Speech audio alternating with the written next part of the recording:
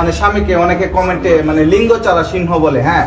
তো আসলে আপনি মানে যে স্বামীর যে পরিপূর্ণতা এটাকে আপনি পাইতেছেন কিনা, আপনি মন থেকে সত্যি করে বলবেন, হ্যাঁ? মানে একটা স্বামীর যে নাকি শুধু ক্যামেরার সামনে ভাইরাল হওয়ার জন্য যে ওকে আপনার, তো আপনি কি মা হতে পারবেন? হ্যাঁ, সময় আসলে এটা দেখতে পারবেন। মুখে বলা অনেকে আছে, তো অনেকেই বলে মানে উনি মানে শারীরিক ভাবে অক্ষম, বা উনি যে জিনিসটা মানে অনেক কিছুই বলে আর কি দেশবাসী, যে এই অপারেশনের চিকিৎসা হবে না বাংলাদেশে, বা এটা শুধু সাজানো নাটক, ফেক, এরকম কিছু অনেকে হয়ে গেছে। হ্যাঁ, হবে না, আল্লাহ চাইলে হয়ে, আল্লাহ চাইছে বিধায় হয়ে গেছে। আল্লাহ চাইছে বিদায় হয়ে গেছে। না না, আমরা একটু ভাবির কাছ থেকে যে সাকিব এটা মানসিক কমপ্লিট করতে হবে। মানুষের মানে অনেক কথা বলে যে লিঙ্গ ছাড়া সিংহ, এই টাইপের বাজে কমেন্ট করে, এবং আপনি তো একজন বউ, আপনি তো সবকিছু জানেন, যেহেতু আপনি রাতে ওর সাথেই ঘুমান। সো অনেকে যে অনেক কথা বলে বাবা হতে তো কখনো পারবি না, হয়তো বা ঠিক হতে পারে, কিন্তু বাবা হওয়ার সক্ষম এটা জুনিয়র সাকিবের নেই। আপনি বউ হিসাবে আসলে কি বলবেন? আপনি কখনো মা হতে পারবেন? একটু এদিকে তাকিয়ে বলেন। আমার তো মনে হয় যে আমি হতে পারবো 100%, কারণ একদম সুস্থ। একদম সুস্থ। তো আরেকটি বিষয় আমাদের জানা ছিল, এই যে সাকিব ভাই, যেহেতু আপনি মানে যেই কারণে আপনার যে সাবেক স্ত্রী উনি জেলে আছে, হ্যাঁ, আচ্ছা যাই হোক, তো এখন বর্তমানে আপনি যে নিজেকে সুস্থ দাবি করছেন, উনি কিন্তু যে কোনো মুহূর্তে জেল থেকে জামিনে বেরিয়ে যাবে, যেহেতু আপনি বলতেছেন আপনি সুস্থ হয়ে গেছেন, তখন কি আপনার কোনো মানে এই বিষয়ে কোনো মন্তব্য আছে কিনা?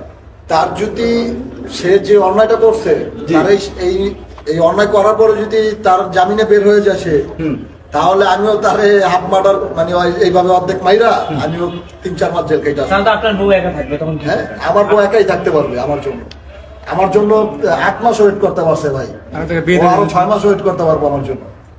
6 মাস কেন, কয় বছর ওয়েট করতে পারবো আমার জন্য? জুনিয়র সাকিব ক্যামেরায় সারা জীবন ওয়েট করতে পারবো আমি আমার যদি আমার ইকরারে নিয়ে যদি আমার যদি কেউ হচ্ছে আঙ্গুল তোলে, ইভেন হচ্ছে যদি বাঁধা হয় তার আমি হচ্ছে ভাই যার কথা বলতেছেন না, ওর জামিন হোক, জাম হচ্ছে তা হোক, ভাই সময় হলে কথা বলবে।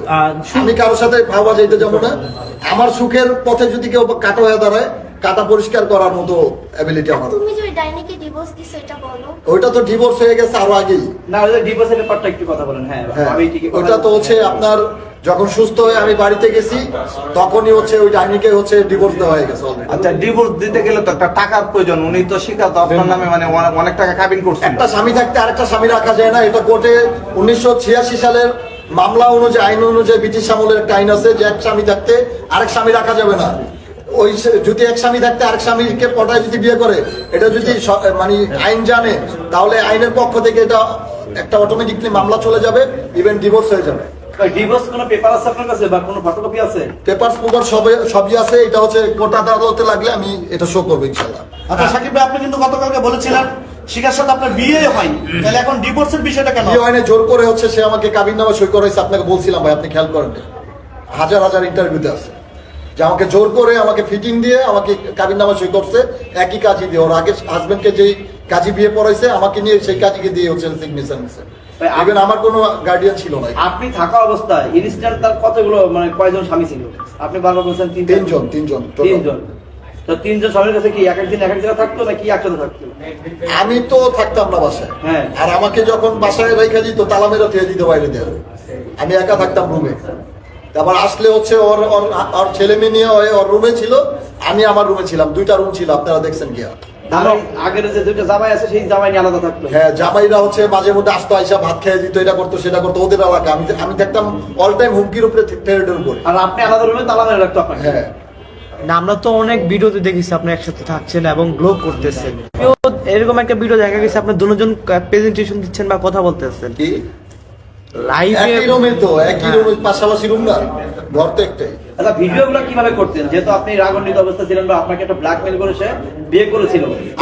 আপনারা দেখছেন যে আমি হচ্ছে শুধু ওই যে ও যেহেতু বলতো যে আমি নায়িকা, অন্য কোনো মাগি করে ভিডিও করবি না, আমার ভিডিও করবি, তখন আমার যখন জেল খাটায় নিয়ে আসছে, আমার একটা জিদ ছিল যে ও যা করবে তাই আমি ছেড়ে দিব।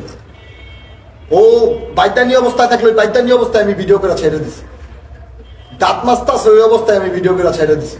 আর স্বামী আসছে আমার মায়েরা আলাইতে মানে অ্যাটাক দিছিল, ওই অবস্থায় আমি ভিডিও করে ছেড়ে দিছি। যে ওদের আসল রহস্যগুলো, গোমরগুলো আমি কিন্তু ভাইঙ্গা দেখাই দিছি, দর্শকদের ক্লিয়ার করে দিছি। যে ওরা কোন টাইপের মানুষ।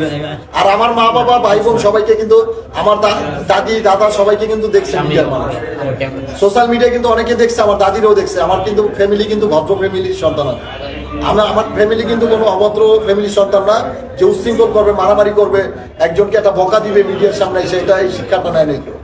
ইভেন আমিও কিন্তু আজ পর্যন্ত কাউরে বকা দিইনি, কিন্তু ওই ডাইনিটা কিন্তু মিডিয়াতে এসে অনেক গালিগালাজ করছে। ও মিডিয়াম না, ও হচ্ছে কি জানেন, রাস্তার মেয়ে, রাস্তার মেয়ে। সাকিব, আর ওর প্রসঙ্গ বাদ দেই ভাই। আচ্ছা ঠিক আছে, আমি যেন আমার ওয়াইফকে নিয়ে সাকিব ভাই আমি একটু ভাবিকে নিয়ে প্রশ্ন করি। আমার শেষ মিলন, আমি একটা প্রশ্ন করি। দেশের মানুষ এই ঘটনা সবাই জানে এবং সবাই নেগেটিভ ভাবে জানে। আমি একটা প্রশ্ন করবো, ভালো লাগলে উত্তর দিবেন। অনেকে বলছেন জুনিয়র সাকিব অক্ষম, সে তার কাছে কোনো মেয়ে যদি যেও থাকে তাহলে বেশি দিন টিকবে না, কারণ সে দুর্বল শারীরিকভাবে। এইটা নিয়ে আসলে আপনি কি বলতে চান? একটু স্পষ্টলি আপনি বার্তা স্পষ্টভাবে একটু ক্যামেরায় বলবেন যে আসলে কি সে দুর্বল? না, সে দুর্বল না। আর ভালোবাসা তো মন থেকে হয়, তাই না? তো শরীর থেকে তো হয় না, তো এগুলো কেন বলতেছি? আমি তো ওকে মন থেকে ভালোবাসি।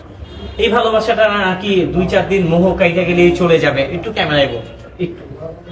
এটা দেখবেন আপনারা, চাইবেন না চাই।